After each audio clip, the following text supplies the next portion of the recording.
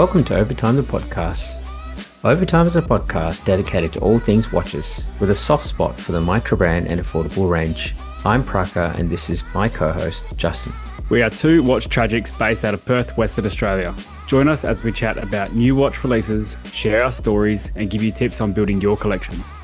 Whether you're a watch pro or just getting into the hobby, we'll keep you entertained with insights and interviews from the industry, along with our casual conversations. Let's get started.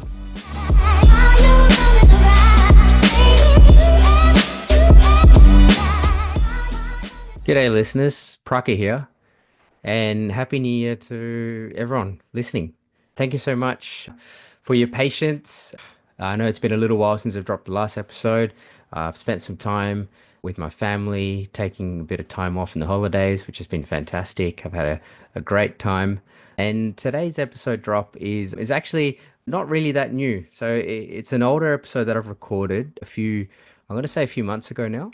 And it's an archive episode, so to speak. It's been sitting in the archive ready for release, and I haven't quite finished the editing to drop it. But yes, so I finally finished it up, and it's an episode that I recorded with a guest host, with my good friend Millzy. Great chat with him, and it was his first time doing a podcast, so and he did a fantastic job, and it was an awesome chat. We went through some new releases when we first started talking about them back then, but it was still a good chat, of course. Still some good information, kind of hot takes as well, but check it out and let me know what you think. We'll be back to some regular scheduled programming, hopefully not in the not too distant future, but yeah, check out this episode. Cheers. Today's episode is a little bit different. As you notice, I didn't start off with the usual opener. We have someone special today. We have a guest host, and that guest host is Millzy. Millzy is a fellow watch collector, fellow watch nerd, someone that I met through this hobby and really enjoyed our chats together. We always seem to talk about watches together, and it made sense to have Millzy on as a guest host. So welcome to the show, Millzy. How's it going? Well, thanks, buddy. Thanks for having me on. I'll call myself a novice watch enthusiast and try and fill in Justin's absence. Try and do my best. Oh, mate, no, not an issue at all, mate. Well, novice is underplaying it, I think. But look, definitely stoked to have you on, mate. I'm really looking forward to our chat today. We thought, before we kick off, as we always do, what have you got in your wrist, mate? Mate, I actually did a midday swap from my new Farer Resolute 36mm, which I'm loving, with the polar white dial. Stunning. I actually put on the my killer that you're aware of, my Grand Seiko SBGX061. We have that in common a little bit. We do, yes. As the listeners would know already, I have the Grand Seiko SBGX261, which is a single line, and Millzy's got the double line, the double logo, the elusive double logo. It's something we share in common, and yeah, I mean, it's just a watch that I think it's perfect for us. We have very similar wrist sizes. We appreciate similar things in watches as well, and definitely is a solid piece to wear. What a big hitter. Definitely. It's I'd say it's the one watch collection, but I'll never stop though. Yeah, that's the tough thing, isn't it? When you get many of those one watch collection pieces. That's right. Yeah. Nice one. Well, I have had the same watch on my wrist the entire day. I have not changed. It is the Astor Fortitude Lite Polo White. So, and I've had it on the cut to size rubber strap with I guess the, what do you call it? The butterfly mechanism. Yeah, it's beautiful. White and white. It's very sporty look. It's quite warm in Perth today. It reached a balmy 28 for a spring day. So yeah, it was perfect for it, actually. Beautiful. How are you finding those cut to size straps? I haven't tried one myself yet. I highly recommend it. Once you do cut it to size, then it's done, right? You don't have to worry about it. It's not like a Tropic strap, where I feel like many Tropic straps have that overhang, even though I really find them comfortable because I have a smaller wrist. It's always, a bit of overhang or something, but these are great. And then the sort of how do you call it? The spring leaf clasp, the mechanism is awesome. Yeah, just does really well. I mean, obviously, Deluxe do. I think they're one of the pioneers, but they're everywhere now, and you can find them pretty much. Yeah, most companies have their own version of them, and yeah, definitely. I think I've got white, brown, green, gray. We're like four different ones, and you can The just swap. rainbow. That's it. You can just swap the strap with the clasp, so you don't have to buy, many clasps. I have two, I think. So no, it's pretty good. Awesome. I think it's next on the list. I'll have to give one a go. Definitely, definitely. And if anyone is, well, I might as well, chuck it in the show notes if anyone's curious on where I purchased my cut to size strap. Yeah, and well, I'll send you a link as well then. It's in the show notes. You can grab it there. Awesome. Awesome. All right. Well, we thought today we'll make it a pretty straightforward episode. We'll have a chat about some new releases, or at least, relatively new releases. Some have been out for a bit longer than others, but some of them I've wanted to chat about since they've been out. So yeah, really looking forward to it. All right. Well, let's yeah, kick off with the first one, which is what are we talking about? What's the first one there? Was it the Farer Durham? I can't pronounce it ever. I think it's a Farer Durham Durham, yeah, Pullman. There you cushion go. case. Cushion case. Absolutely gorgeous. I mean, do you want to introduce this one or should I introduce this one? What are we looking at? The Mansfield Midnight today? Well, there's two different colorways. I've pulled up both. I've pulled up the Durham Pullman and also the Mansfield Midnight. Let's start with the Mansfield Midnight. Yeah. So we're looking at a cushion case, as Millzy pointed out, with in a inky blue. Is it an inky blue dial? Inky Yeah, blue. Yeah. navy blue. Yeah, really Yeah. dark. Beautiful. Gorgeous, deep, dark dial with a beautifully contrasting rose gold hands and indices. This type of blue and rose gold really goes well together, doesn't it? It works really well on that. It's got a really nice sector dial, which Farah are known for on their Lander and a lot of other models. Yeah. Yeah. Yeah. And is that and just that yeah, just that minute track on the outside as well, that gold minute track just makes it look a little bit, I don't know, just makes it look a bit more vintagey, even though I guess the watch as a whole is definitely, you can tell it's a modern watch, but having that just reminds me of, I don't know, it sounds a bit cliche, but like the Railmaster, like the Mega Mm. Railmaster, yeah, so sort of, yeah, I don't know.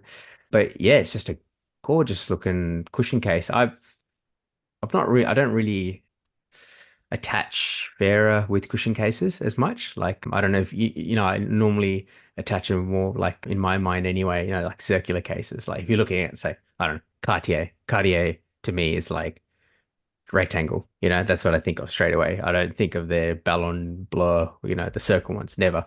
But Farer, sorry, they've done pretty well here, I think, for a cushion case. Yeah, I think a lot of their older pieces have been cushion cases. I see a lot of them coming up on eBay, from many years ago, and they seem to be, the cushion cases are the most prominent. I think they really cracked the market with the circular cases, with the Yeah. Lander and the Discoveries, and those ones a little bit later, the Resolutes, Mm. which I picked up recently as well. Yeah. You definitely speak to the quality of it as well. So you do have, so this one here, I think, so whether we're looking at the Durham Pullman or the Mansfield, they're just it's the same Mm. case shape. Yeah. It's just thing. So you're looking at a 38.5 mil diameter case, lug to lug of 43.8 and only 10.5 mil thick. I mean, this is a very compact little watch here. Yeah, because it is a hand wound, right?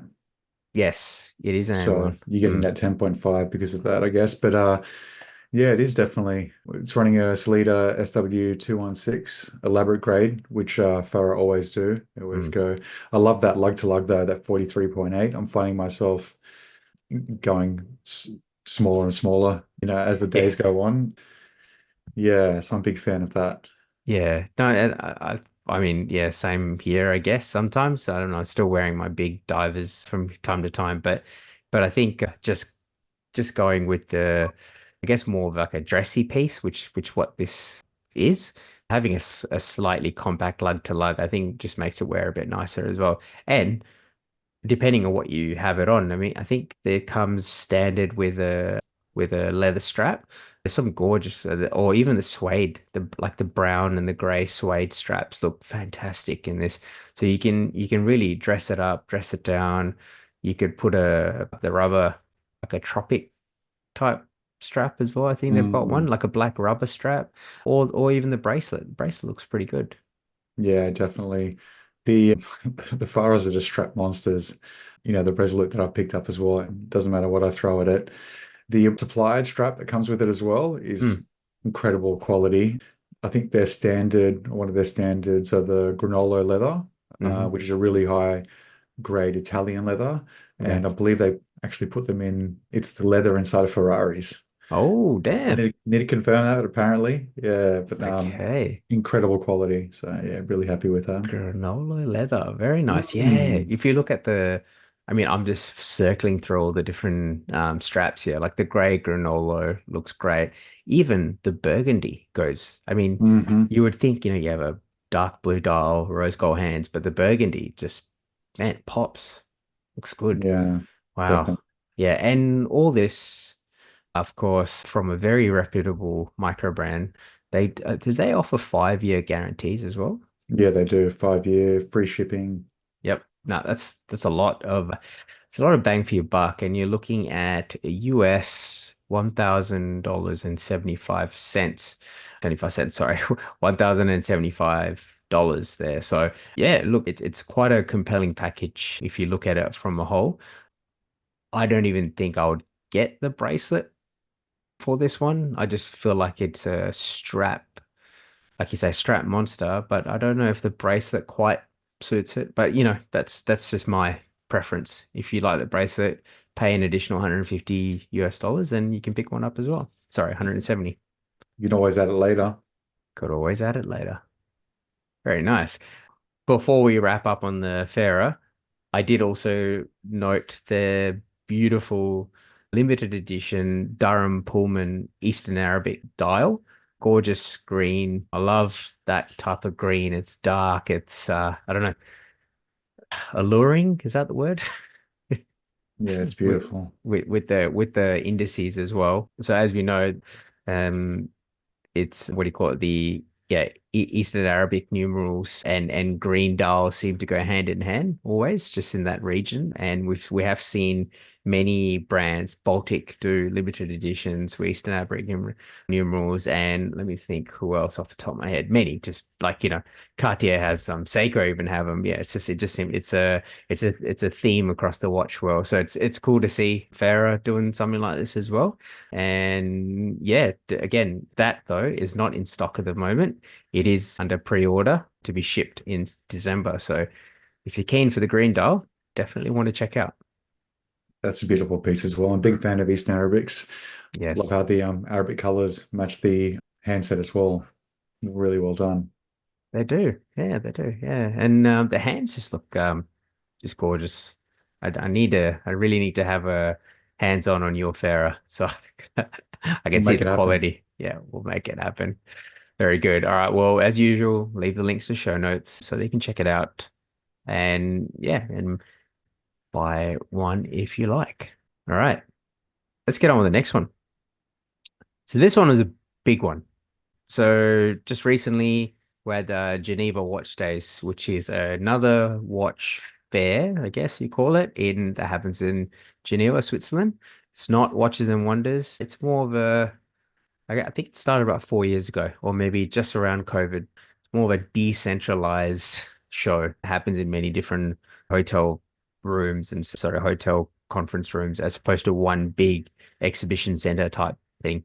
And Studio Underdog had been teasing something, a new release, and there was a lot of word about passion and passion.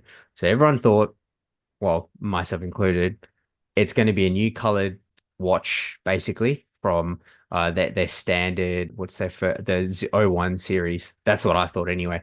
It's going to be, instead of watermelon, instead of pizza, it's going to be passion fruit, you know? That's what I thought. But no, they came out with a bang. So this is a collaboration between Studio Underdog and H. Moser and Co. Wow. Wow, is all I have to say. This is not collaboration that you'll normally see. I mean, if you recall, Omega did a collaboration with Swatch, right? And what did they do there? They, Yeah, it yeah, was a bit of a poverty collaboration. They did really well though. They they sold a did. lot. They did. But it was like the moon watch brought down to an accessible level so that people who can afford swatches essentially can buy moon swatch, right? Or Agree. a moon watch equivalent. So there was that level of, let's bridge that gap, but let's bring that design into a lower point of entry. That's right. And apparently, in turn, it actually rose the popularity of the normal Yeah. Speedmaster, and there was more orders for it, which was quite surprising, I think. But it was a very interesting marketing, ploy. A Yeah. lot of people didn't like it though. No. Obviously Yeah. cheapening their screen. Yeah. Anyways, we won't get into that. Yeah, I mean that's a whole other thing, and I think Justin and I have had multiple chats about that, as you would have heard yourself. But so this one's a bit different. So H Moser's not exactly known. So Moser's not exactly known for cheap or anything. They're higher end horology, but they always do something different. They're not like the old brands. They're always a bit, I think, cheeky is the right word. They always seem to do something slightly differently, and so they're partnered with them and they've released it's two watches. So it's a set. But this is no, how do you say it? This is no cheap set by any means. You're basically getting a Moser, which has the colors of what you would expect, I guess, of playful color or you expect of the Studio Underdog, but also Moser.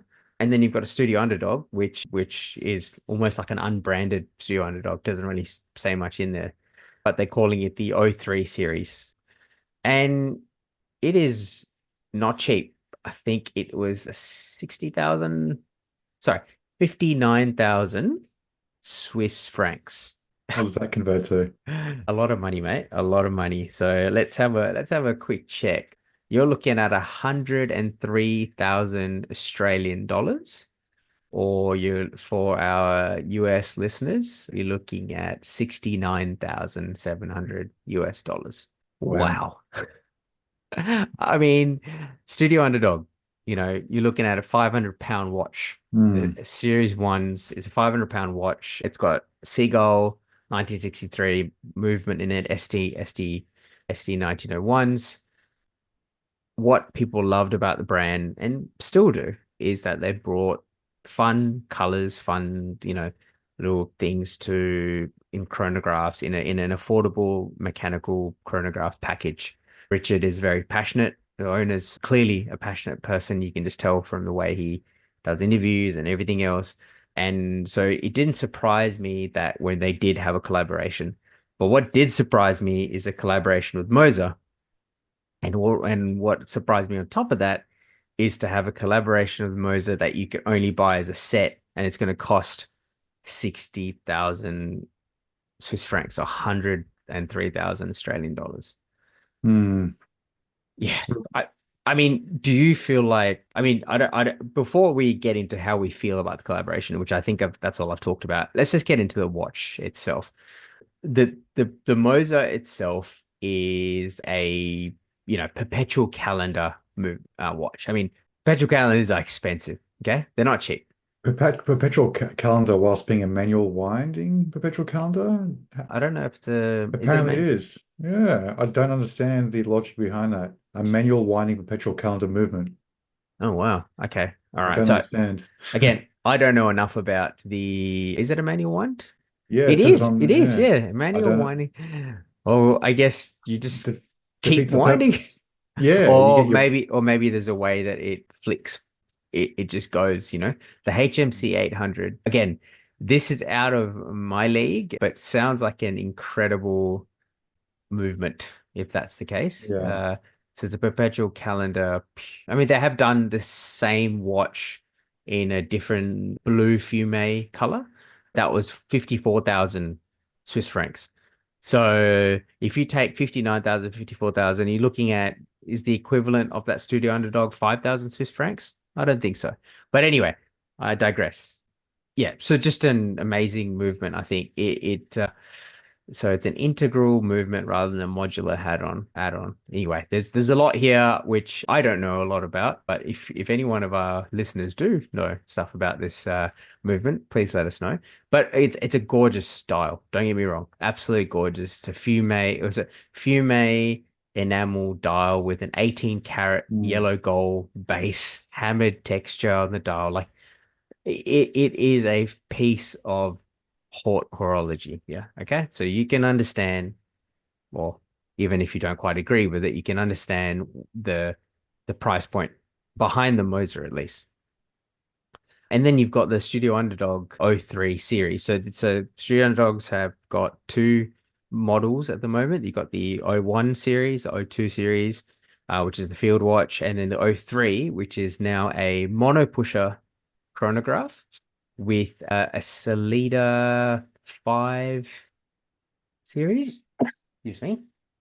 Can't quite see. I did read it somewhere, but it's a yeah, it's a hand wound Salida. So this is the first time they're going to a Salida movement as opposed to the seagull movement. So you do see it as I guess a step up from their original pieces. Is it a step up worthy of a 59,000 Swiss francs collab? But oh, I mean, it looks good, doesn't it? Yeah, no logo on either. Did you No, notice that? I did. I did. Yeah. Yeah, no logo at all. And it's only limited run of 100 pieces. So, you know, not many people around the world had a chance to buy it. But just going back to the movement, it was a Salida SW510 manual wine monopusher chronograph. So Farer, I think, recently released a monopusher chronograph.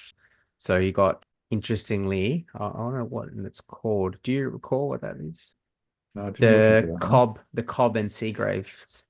So they released that not too long ago with basically that same movement. And I think it was going for about $2,000. So 2000, sorry, around 2000 euros or just under 2,500 euros. So this piece here, their last, they went from a 500 pound watch to 800 pound watch, which is their series two. Where's this going to sit when it Mm, actually does get released? I mean, and that's what's going to happen, right? I feel like this is just a teaser for their actual next release, which is going to be a mono pusher chronograph, and it's going to have the usual Studio Underdog branding on it, and it'll have all the different colors. I mean, that's my prediction. that's a good prediction. Yeah, yeah. So I mean, look, regardless of the gorgeous watches and I think we have to commend Studio Underdog in the collaboration. I mean, this is a micro brand that's was just putting seagull movements in with funky colors and selling it, and now they've collaborated with one of the world's biggest brands in terms of I guess this whole horology. I think it's something to be celebrated, but at the same time, I don't know if you've seen the backlash in the forums, Millzy. I haven't. Okay, it's not good. A lot of Studio Underdog, I think people felt like they've missed their core audience. They've gone so far away from what they were, which is affordable automatic chronographs and mechanical chronographs, sorry, and I guess staying true to the passion of the micro brands. But I don't know. What Kind of the opposite effect to the Moonswatch. exactly.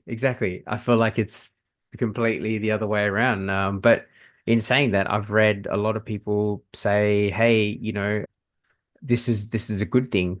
You know, it's you all your watches that you have is from Studio Underdog's value is going to go up. Like it's Right. some sort of, but I don't know if that's quite true. I wouldn't. It's 100 pieces though. It's 100 pieces. It's done, right?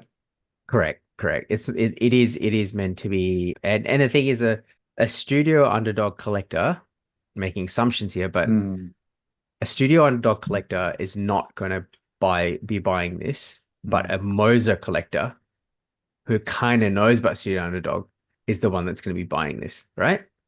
It's just for facts. So what this does is open up that brand to a different audience to what they usually Definitely. What a target. flex to have in your catalog, though, right? Exactly. Yeah. Yeah. We just have a collaboration. There was another brand that did the same. I'm just trying to remember now. Opening up a new audience. Oh, Christopher Ward. Take Christopher Ward, right? Before the Belcanto, everything they released was, for that sort of market. But as soon as they released the Belcanto, it got it got collectors in circles that don't talk about micro brands talking about it and Definitely. got them big. So I I think it's a nice piece. I definitely think it's an awesome piece. We will leave the link in the show notes as usual. Check it out. Let us know your thoughts. I would love to hear from the listeners. Drop us an Instagram DM on Overtime Podcast as usual, or myself or Justin, and we'll also pass the questions on to Millzy as well. What do you think? Do you think this was a good release? Did you care? Or were you against it? Yeah. Yeah, definitely. Okay, let's move on from that controversial piece. And this one's a bit different. Do you want to introduce this one? Are we looking at the Vitreum Yes, Vitreum. Aubergine FH01 in Yes, Aubergine? Yeah, it's a beautiful piece, isn't it? absolutely gorgeous. Absolutely gorgeous. Enamel, enamel dial, the second enamel dial we're talking about today, but handmade and very shades of anodyne. Mm. However, just, I don't know, just unique, very unique. Yeah, they put all their effort into their dials, basically everything. So apparently, they Mm, actually start with a sheet of sterling silver, and it's obviously in a disc mm. uh, cutout. And basically, they bend it to shape in different sections to by hand with a graver, and then they get the that's the way they get the light to reflect in all these different sorts of patterns and different types of flower Ah, patterns and intricate patterns. It's really cool. okay. Then they actually prepare the enamel by hand using Mm, raw enamel, and they crush it up and into like consistency of sand. And then they thoroughly wash it, and they go through a whole different process of applying it, then putting it into a kiln, and everything's done by hand. Um, incredible. it's incredible. They put a lot of effort. Yeah, they really emphasize the Yeah. handmade dials. Yeah. Yeah. You can even, yeah, I've just had a quick look as well, what you're just talking about there, and you can actually see the steps that they're taking to it in my hand. Mm.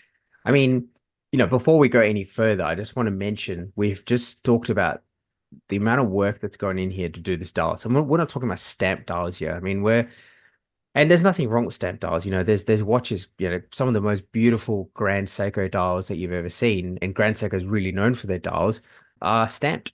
They're they're not, and there's nothing wrong with that, but this is handmade. Like this thing is beautiful.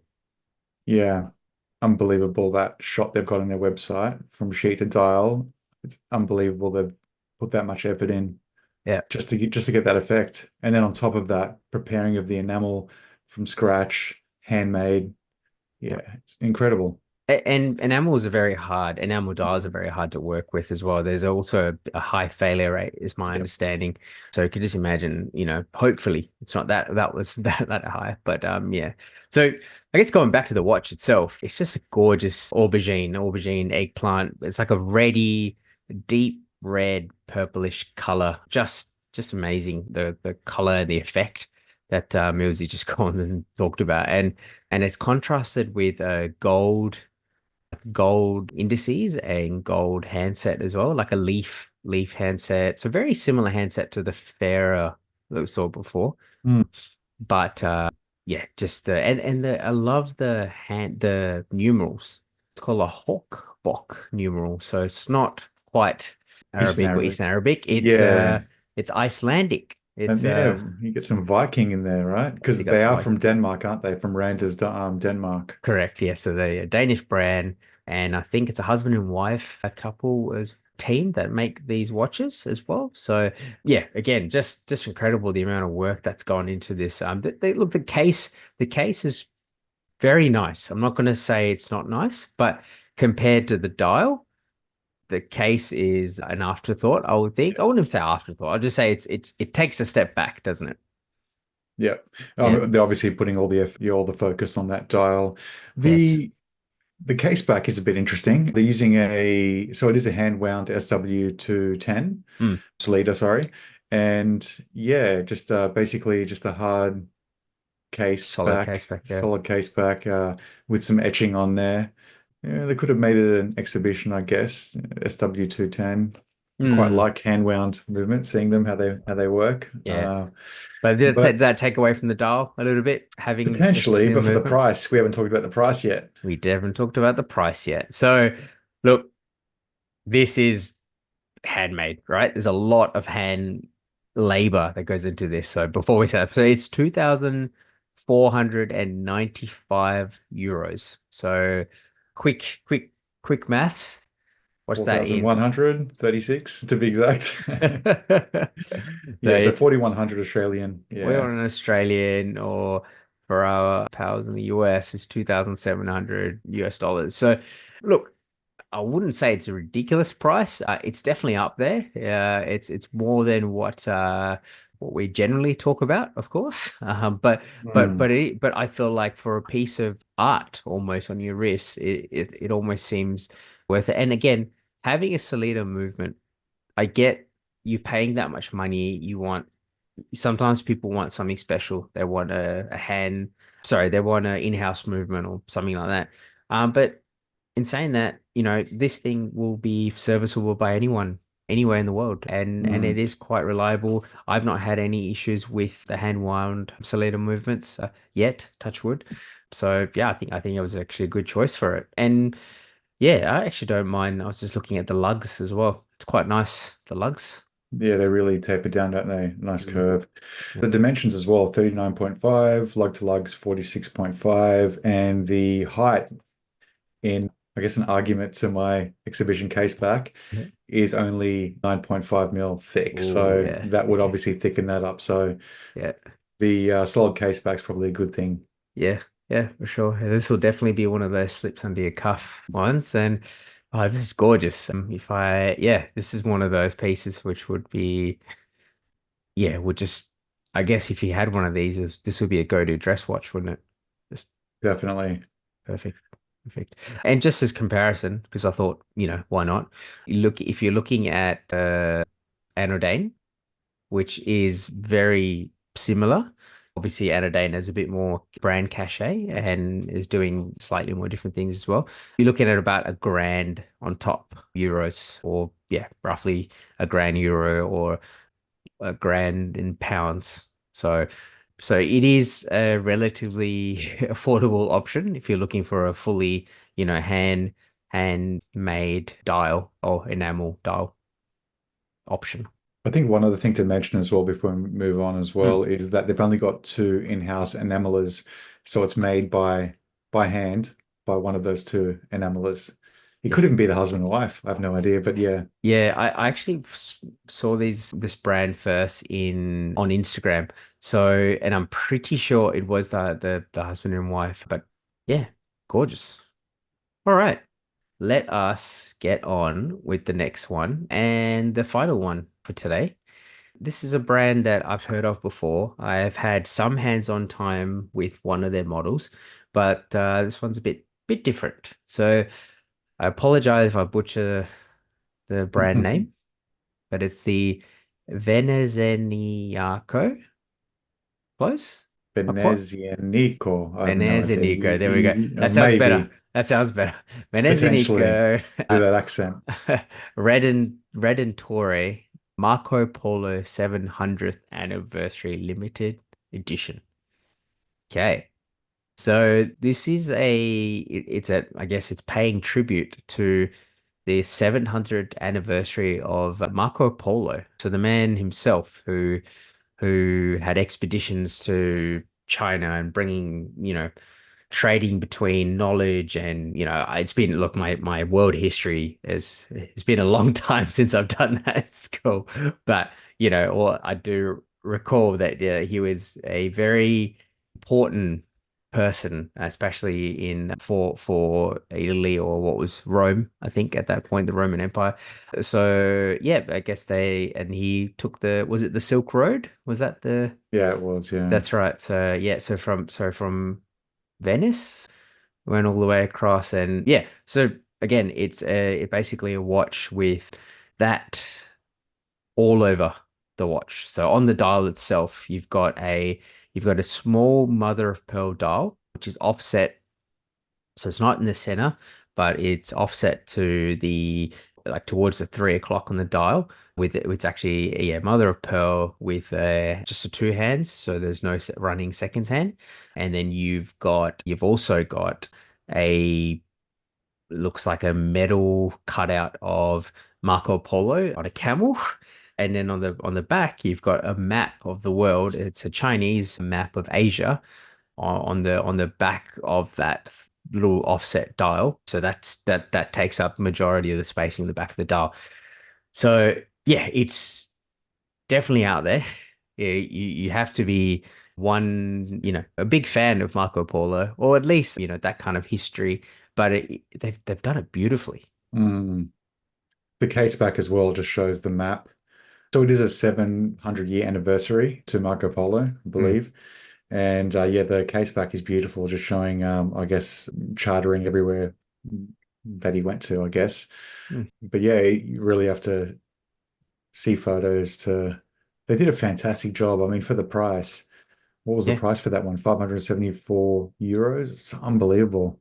Yeah, yeah. There's a lot of detail definitely for the price. It's not I mean, you're talking 636 US dollars or Aussie dollars. You're looking at maybe 950 Aussie dollars. So probably a little bit on the higher side, I guess, for the movement that's in there. You are looking at an NH Seiko NH movement in there. But still, in saying that, there's a lot of, redeeming qualities in there. I would think it's, your sapphire crystal.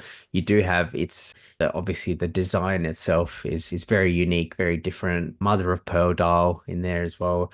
And dimensions are pretty nice, I think. Yeah, normally they're a much larger watch, so that's why I've stayed away from them. Sure. This one's a 40 mil though, right? Yes. 46.7 lug to lug, 11.5 thick. So definitely more user-friendly for us small wristed folk. Yeah. But I feel like any smaller would be too small for a watch Hmm. like this. Hmm. It's very much it's trying to show detail, it's trying to show a story in your wrist, Agreed. basically. So having it any smaller than that 40 mil dial won't do it justice. I actually don't mind the mixture of it looks like it's mostly brushed, the case. I actually don't mind a mixture of that sort of brushed, and it does look like a bit of polished on the lugs as well. It goes well with the steel, I guess the metal Marco Polo. I feel like if it was too polished everywhere, it might take over the dial bit more. But so yeah, it's not a bad combo, and the strap that's on it's very nice. Looks like a nice sort of supple. I would say it looks like nubuck leather, but I could be wrong. It just says genuine leather, but it kind of looks like, yeah, nice little Italian leather strap. Not too sure about the bracelet. I feel like the strap it's where it's at for this. Yeah, definitely. It's a beautiful case though. The curves with the lugs and the crown guards. I think it's really nice. Yeah, you don't see crown guards like this much in a dress watch, would you? It almost looks like a dive watch. But I'm not saying that they're using a dive watch case by any means, but it definitely, yeah, I reckon it works pretty well. Yeah. It'd be Yeah. nice if they actually kept that design for a lot of their other, more muted design, dials as well. Because their Mm, other pieces have been, I think, 42 mils, quite large, really long lug to lugs, I think 49 plus sometimes. wow. So yeah, kept me away a little bit. Yeah, yeah, nice, nice. And what got me going is, I really want to have a read a bit more about Marco Polo. So he was born in Venice. That's cool. So I guess this whole brand is like a tribute to Venice. So it's nice to see that.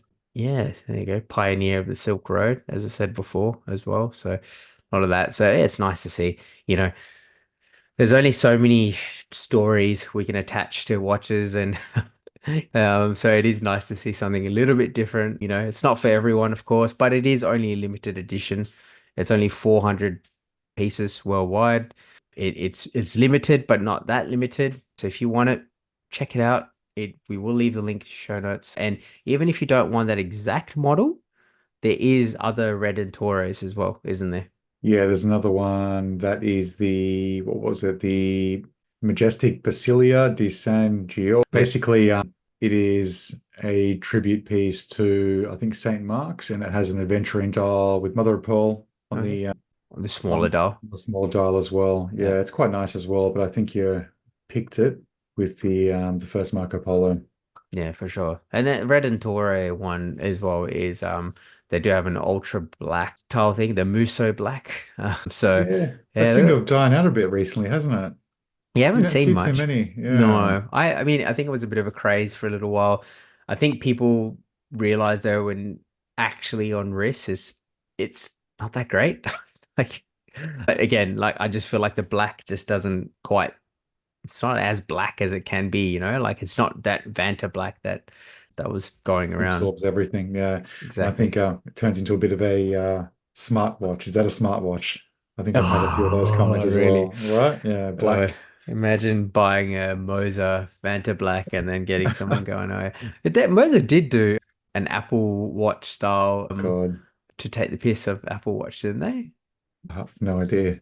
They did, yeah, That's they did what they called it the Swiss Alp watch, and it looks kind of like a smartwatch, but except it's not.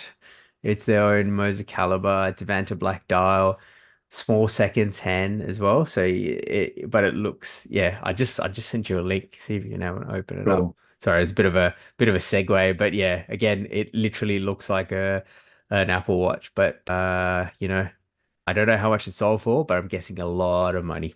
And it's sold out, so It they're is doing. sold out. Yeah. And it did say price upon request. So when you have to ask, it's too much. It's too Mhm. much. Very nice. Cool. Well, look, that's the end of this episode, really, of all the new releases that we wanted to talk about. As usual, all the links are in the show notes. And if anyone picks up that, I would be really curious to know if anyone picks up that Farer. I would love to hear about it. It's gorgeous, gorgeous watch, or any of them, to be Any honest. of them, Yeah, yeah, especially that studio on Dog Moser. Hey, or any Farah. Yeah, I'm a big fanboy of Farah lately. So yeah, yeah, no, fantastic, fantastic. All right, cool. Well, let's move on to the something interesting section of the podcast. Section where we chat about something interesting that happened over the week, whether it be watch related or not. Millzy, as a guest, what have you got to speak about? last watch activity that I got into, I'm actually in the process at the moment. I thought I'd jump onto the Bai bandwagon. I quite late into my watch enthusiast career of getting into birth year watches. I've kind of done a lot of different things, so I thought, hey, I need to check that off the journey list. And I haven't actually owned, strangely enough, a Seiko diver. I've gone into pretty much everything else, but they've always been a little bit too big for me, and I've just never really gelled. So I thought, what better way to try and source a birth year? Seiko diver. For my birth year in 1983, there was a 38 mil, which is fantastic. So I went down the bandwagon of going to retroseiko.co.uk and searching for serial numbers and just refreshing my memory on how the serial numbers work and identifying which serial number I needed to find my specific birth year. And on top of that, whilst going through that journey, I figured out that I could actually tell the month as well with the second character. And then I was gun ho on finding my birth year and my birth month watch. Nice, nice, It's nice. quite difficult to find. I went all over eBay, couldn't really find anything, went through the normal forums and ended up going to Bai and trawling through all the different pieces and I found it, good condition, 1983 Seiko 38 millimeter diver, with the year and the month. So I'm pretty happy. I'm actually waiting for it to arrive. I Yeah. think it's probably going to be next week, and unfortunately I'm flying out for work. So, you know, Oh. one of those catch-22s. I'm gonna have to wait. It seems to always happen, mate. I swear. Ugh. Oh man, yeah, Like I time it subconsciously. that's the worst. Yeah, just like package you're waiting, you can't touch it, or you just gotta wait for longer. Well, I guess you got something to look forward to. Obviously, coming back home and seeing family and everything else. But Yeah, another yeah, thing to look definitely, forward to. definitely. Yeah. And also those phone calls home to make sure the package has been signed for. Package secured. Yes. Oh, awesome. Fantastic. Well, yeah, one thing, it's sacrilegious that this is your first Seiko diver. Ugh, But embarrassing. yeah, everyone's got to do it, right? I think so, having a Seiko diver, it's like a rite of passage. So, Mm. but especially a birthday watch. So, yeah, awesome, What about yourself? What have mate. you got for us this week? I don't have anything watch related this week. I thought so. Justin normally has the recommendations, the movie recommendations or the show recommendations. So I thought, you know Ah, what? I will do that today. I will do the nice. show recommendations today. So, so I've started watching this show called Shogun on Disney Plus. So Shogun is basically like a period drama, essentially, set in Japan in the 1600s. Yep.